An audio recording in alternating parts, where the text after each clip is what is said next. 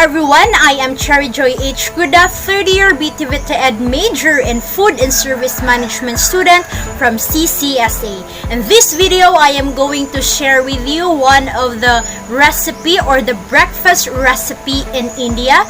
They call it the Masala French toast, or what we call the Savory Bombay toast. So without further ado, let's start the cooking.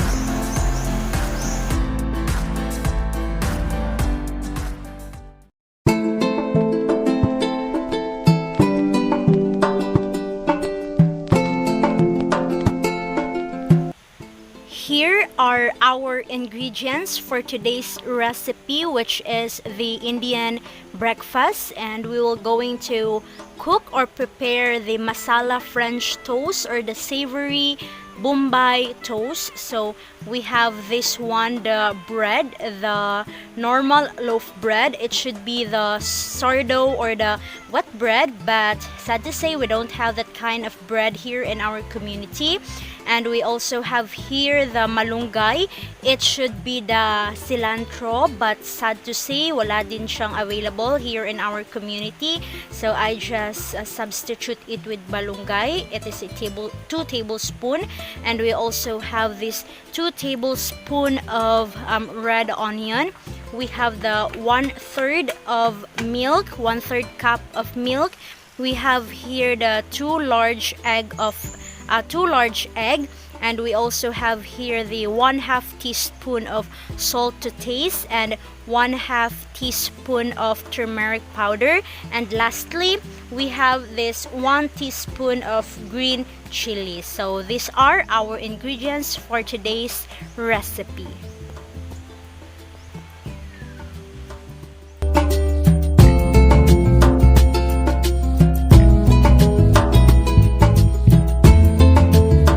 Here are the tools needed for today's recipe. We have this our pan, but if you have an escalade, then the better.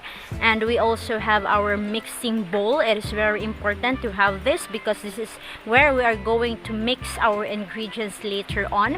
And we have this turner, so it is okay if lado lang siya. And also we have the fork and the measuring cup and the different sizes of the measuring spoon.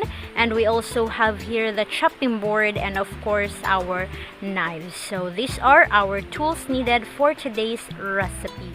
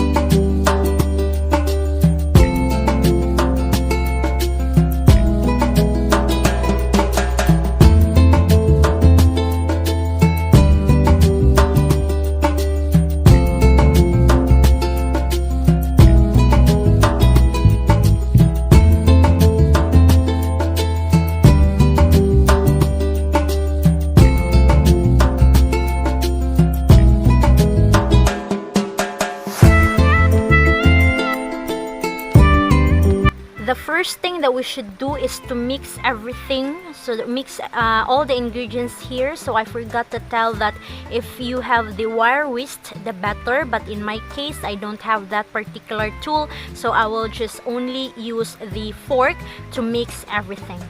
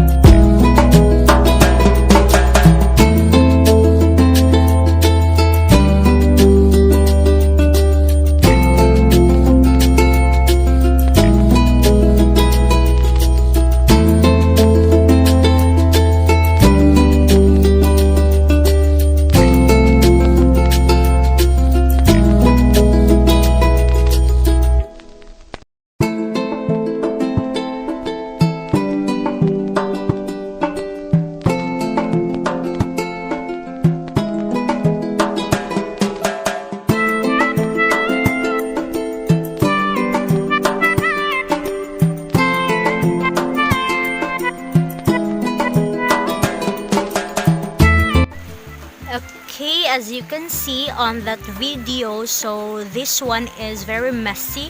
This is my first attempt, and I just want to give you some advice. No, if you're going to use the normal loaf bread, don't soak the bread a very long period of time like what I did, kasi mainani siya. So what you are going to do is just imo lang siyang ibutang in a very quick lang, no, maabsorb lang ang katong ingredients na imuhang gibutang, so that it will not turn messy like this one.